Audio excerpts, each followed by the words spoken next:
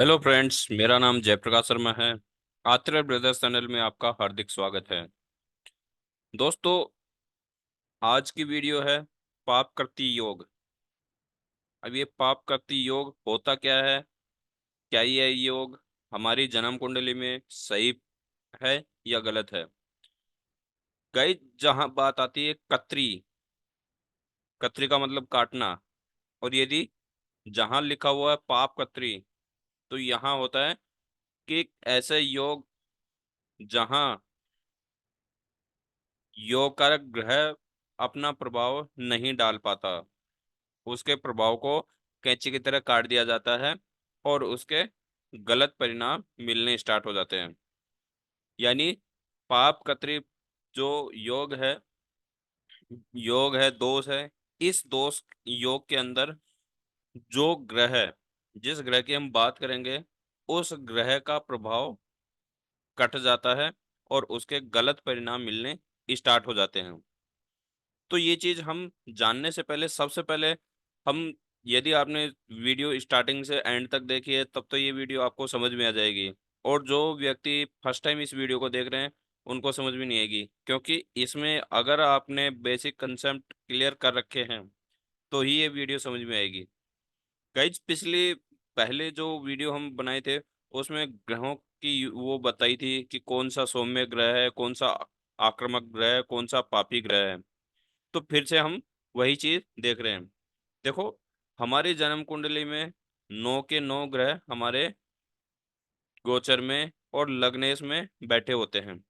लेकिन कारण उनका एक ये वो होता है कि कौन सा ग्रह हमारा मारक है और कौन सा योग कारक है। लेकिन उनमें भी सौम्य और आक्रामक और पापी ग्रह भी होते हैं।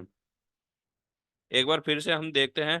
सौम्य ग्रह, सौम्य ग्रह, इसमें बृहस्पति, शुक्र और चंद्र, ये 3 ग्रह होते हैं। तो ये क्या है कि यदि इनकी दशा, अंतरदशा में अगर ये मारक बैठे हैं, मारक स्थिति में किसी जगह बैठे हैं, तो ये खास उस जन्म कुंडली में गलत परिणाम नहीं देंगे। क्यों? क्योंकि ये सौम्य है। सौम्य का मतलब ये सही परिणाम देते हैं, गलत परिणाम ना के बराबर देते हैं। इसीलिए इनको सौम्य ग्रह कहा गया है। ठीक। दूसरे हैं आक्रामक ग्रह। आक्रामक ग्रह में है मंगल और सूर्य। आक्रामक का मतलब होता है गुस्सेल। ठीक। ऐसे व्यक्ति को सौम्य कह नहीं सकते, क्योंकि ऐसे व्यक्ति को गुस्सा तो आएगा लेकिन बस वो गुस्सा ही आएगा, उससे आगे कुछ नहीं होगा। ठीक। तो ऐसे ग्रह को हम बोलते हैं आक्रामक ग्रह। ठीक। एक होते हैं पापी ग्रह। लास्ट में हमने बताया था पापी ग्रह। पापी ग्रह ऐसे होते हैं कि पाप करवा कर ही छोड़ते हैं। जैसे एक सौम्य ग्रह का मैं एक एग्जांपल देता हूँ। एक कोई भी व्यक्ति है, उसको आप किसी भी तरीके की बात कह दो, वो सुन के, इस कान से सुन के निकाल देगा, इग्नोर कर देगा। तो ऐसे व्यक्ति को हम सौम्य ग्रह के तरह से हम उनको समझ सकते हैं। दूसरा, किसी को आप 2 बात बोलो, वो आपको 4 बात सुना के चला जाएगा, उसको बोलते हैं आक्रामक, यानी सामने वाले को गुस्सा आ रहा है। ठीक। यानी गुस्से तक ही सीमित है। और एक है कि आप किसी को कह दो, वो आपको मार पीट के चला जाए, तो उसे कहते हैं पापी ग्रह, कि वो पाप करवा के छोड़ दिया। तो ऐसे हमारे जन्म कुंडली में 3 ग्रह ऐसे हैं जो पापी होते हैं। पूरी ज्योतिष शास्त्र के अंदर 3 ग्रह ऐसे हैं जो पापी हैं, जो पाप करने पर मजबूर कर देते हैं, पाप करवा के छोड़ देते हैं। तो ऐसे ग्रह होते हैं राहु, केतु और शनि। ठीक। अब इस पाप कत्री योग में इन तीनों ग्रहों का ही सबसे बड़ा योगदान है। कैसे है कि अगर इन इनमें से राहु, केतु और शनि, इन तीनों में से किसी 2 ग्रहों के बीच में अगर कोई योग कारक ग्रह फंस जाता है, तो उस योग कारक ग्रह को उसका अच्छा परिणाम कभी नहीं मिल पाएगा। क्योंकि ये दोनों 2 ग्रह जब आमने सामने बैठ जाएंगे, दोनों आगे पीछे बैठ जाएंगे, तो यह उसका योग फल नहीं निकलने देंगे, उसका अच्छा परिणाम नहीं देने देंगे। अब वो कैसे हमारी जन्म कुंडली में देखा जाए कि यह योग बन रहा है या नहीं बन रहा, तो वो हम इस वीडियो के जरिए इस लगन कुंडली के जरिए हम देखेंगे। गाइज, अभी हमने एक मेष लगन की लगन कुंडली ले रखी है। इसमें देखो, कोई भी जन्म कुंडली आप ले सकते हो। इसमें सिर्फ आपको इतना याद रखना है कि पाप कत्री योग जब ही बनेगा जब हमारे पापी ग्रह दोनों के दोनों मारक हों। दोनों के दोनों मारक कंडीशन में होंगे, तभी यह योग काम करेगा।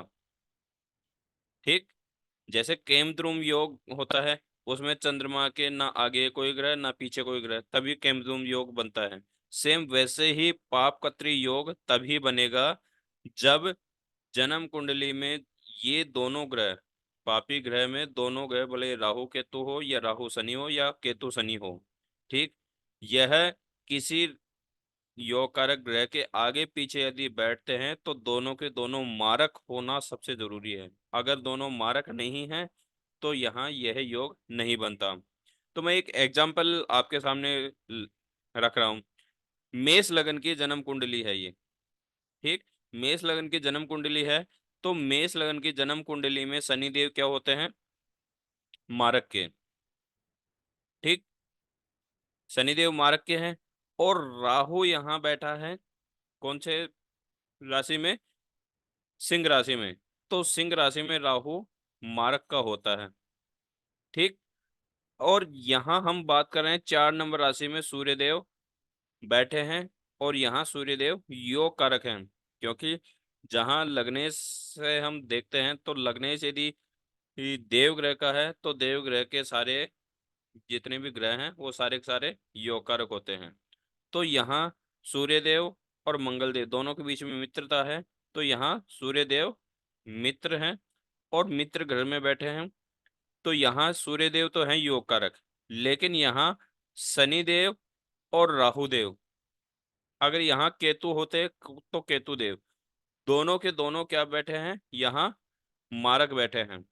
तो ऐसी कंडीशन में जब भी सूर्य की दशा अंतर्दशा आएगी तो ये दोनों ग्रह उसके योग को मिटा देंगे और उसके योग की जगह यहाँ पाप कत्री से संबंधित जो जो पाप करवाने वाले होंगे वो सारा काम करवाएंगे इसी में।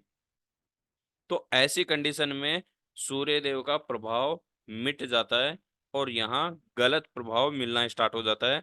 जबकि हमारे कुंडली में सूर्य देव उच्च के हैं, सॉरी, योग कारक हैं, लेकिन यहाँ पापकति योग बनने के कारण यहाँ सूर्यदेव अपना सही परिणाम न देकर गलत परिणाम देंगे। ठीक, तो इस योग को कहते हैं पापकत्री योग। अब यह योग से कैसे छुटकारा पाएं, कैसे इनसे निजात पाएं? तो ऐसी कंडीशन में राहु और शनि, इन दोनों ग्रहों को शांत रखना सबसे ज्यादा जरूरी है।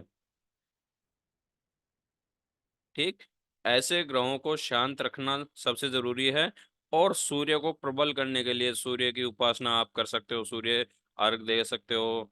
ठीक, यह काम आपको करोगे तो यह, अब जरूरी नहीं है कि यहाँ सूर्य ही बैठा हो, यहाँ कोई और भी ग्रह बैठ सकता है। तो वहाँ उस कंडीशन में वही चीज देखनी पड़ेगी कि वहाँ कौन सा ग्रह बैठा है, तो उस ग्रह को प्रबल करो।